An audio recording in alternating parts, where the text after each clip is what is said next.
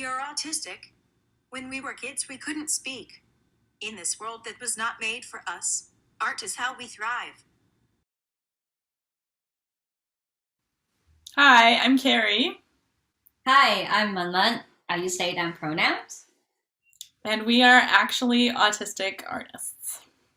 So in today's episode, we're gonna pick up from where we left off last time. And last time we were processing about performance and attention, specifically around eating, and also tie that to our experience as taiko artists, as performing artists. So this time, we are going to process a little more on interoception. And so it is a topic that comes up a lot in the autistic community. And myself and Carrie are still processing a lot about it. And we are kind of in different stage of understanding and still uncovering a lot of things about ourselves. That what does that mean for us? What does that mean for me? So maybe I'm actually going to start with kind of like the so-called low-hanging fruit, which most people, when they think of interoception, they would think about signals that they receive in regards of going to use the bathroom. Well, in a brief, I mean, there's a lot more better explanation of what interoception is out there, since myself and Carrie are still processing. So I'm going to use my understanding of what that is to start us off. My understanding of interoception is the ability to receive signals from your body, and to know that the appropriate action that needs to be taken, that to answer the needs of your body. Your body are constantly sending signals to your brain to tell you, hey, you need to eat, you need to use the bathroom, hey, this is painful, you need to stop, or you need water. So these are basic human needs that your bodies are often sending signals to you. And I guess neurotypical are better at receiving and taking appropriate action. I still don't understand what that means. And I guess for me, as an autistic person, I just not as able to receive the signals and take actions appropriately. So one example off the top of my head that I remember is growing up, I always need to use the bathroom in the worst possible time. And it's always that whenever I realize I need to use the bathroom, it's always too late. Like whenever I get the signal I need to use the bathroom, it's like I need to do it right now. If not, then it's gonna be a disaster. And then pair that up with situational mutism is the worst, because growing up in school, we need to, every time we need to use the restroom, we need to raise our hand, ask teachers permission to use the bathroom. And I would rehearse that over and over and over in my head, and still, by the time I raised my hand, and I would just be, and then I just gave up and just sat there. And the next thing I know, accident happened, and multiple times, many times, and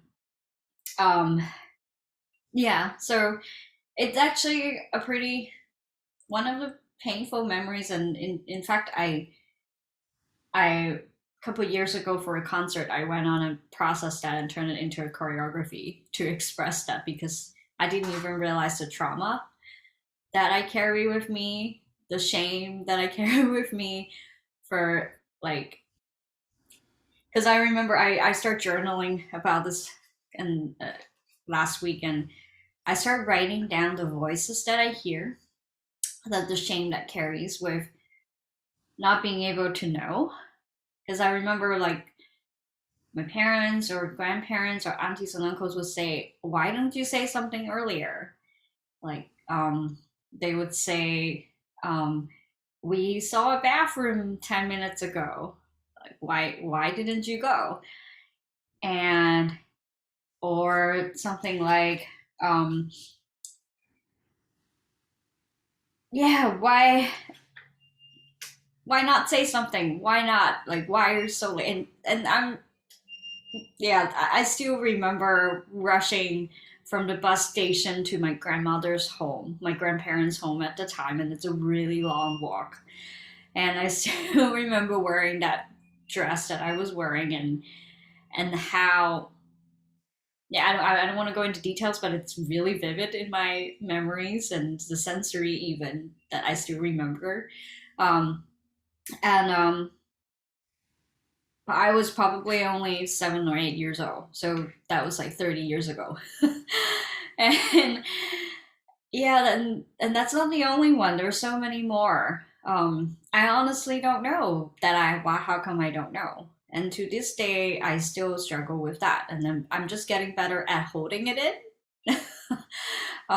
which is not healthy either. Well, I'm gonna pause for a moment and see, Carrie, if you have anything. I just, I was thinking a little bit about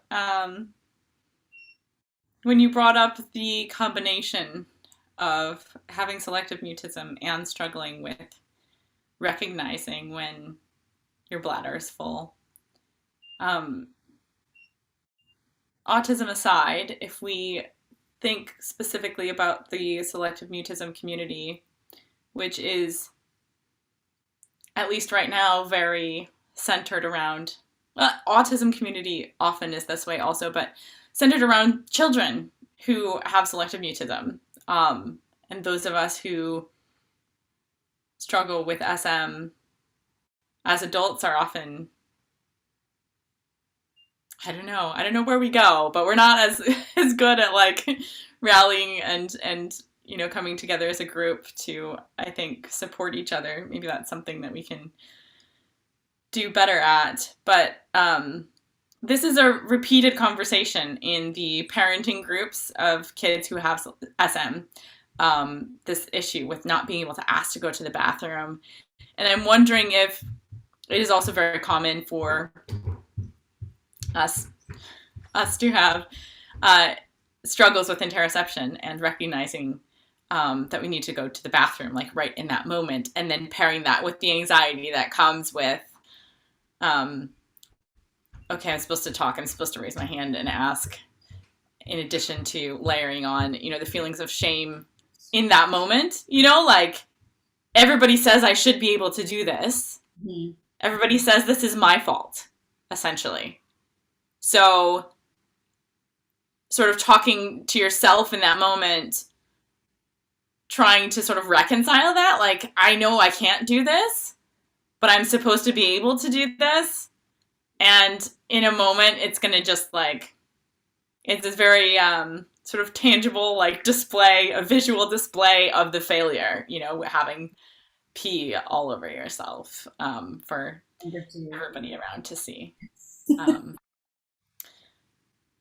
just sounds, it sounds awful. I personally, I have a small bladder, and if I drink the amount of water that I should drink, I usually have to pee like every 20 minutes.